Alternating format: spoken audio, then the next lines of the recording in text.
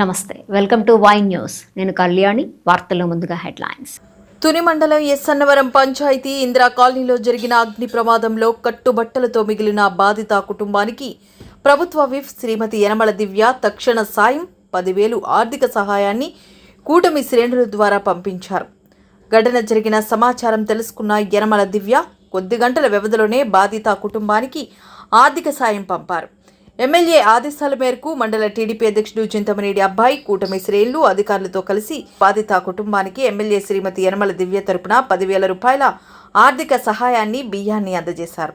ప్రభుత్వ పరంగా అన్ని విధాలా ఆదుకుంటామని, హౌసింగ్ స్కీమ్ అమలు చేస్తామన్నారు. ఈ కార్యక్రమంలో ఎంపీడీఓ వర్మ, పంచాయతీ సెక్రటరీ వీరలక్ష్మి, కూటమి నేతలు పోలిశెట్టి రామలింగేశ్వరరావు, అప్పన్న రమేష్, బోడాల జమీలు, చోడిశెట్టి గణేష్, ఎంపీపీ బొప్పన్న రాము, బోనం చిన్నబాబు, కంకిపాటి రమణ, ఉగ్గిన శ్రీను, పరదేశమ్మ, ఆలయ అభివృద్ధి కమిటీ చైర్మన్ ప్రగడా శివ, చోడిశెట్టి శేషగిరి, తుమ్మలపల్లి నాని, దుబ్బాసి ప్రసన్న, వంగలపూడి నాగేంద్ర, కర్రి ప్రసన్న తదితరులు పాల్గొన్నారు.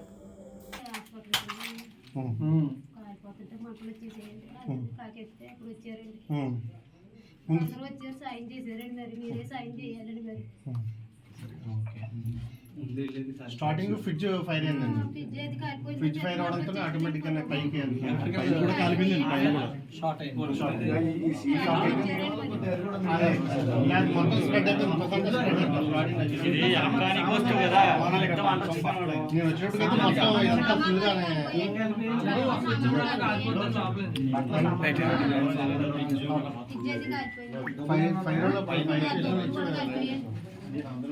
ఆల్రెడీ వర్షం కూడా కారిపోతుంది. ఇందులోకి వచ్చేది. నేను బీరో కలిపింది. బీరోలో డాక్యుమెంట్స్ కూడా కలిపాను.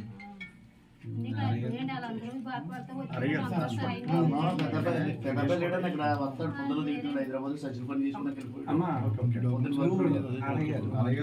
చెప్పండి, నేను చెప్తాను. ఆ డీటెయిల్స్ మీరు ఇవ్వండి. మొత్తం అన్ని కూడా ఇవ్వండి. ఎమ్మెల్యే చెప్పారు,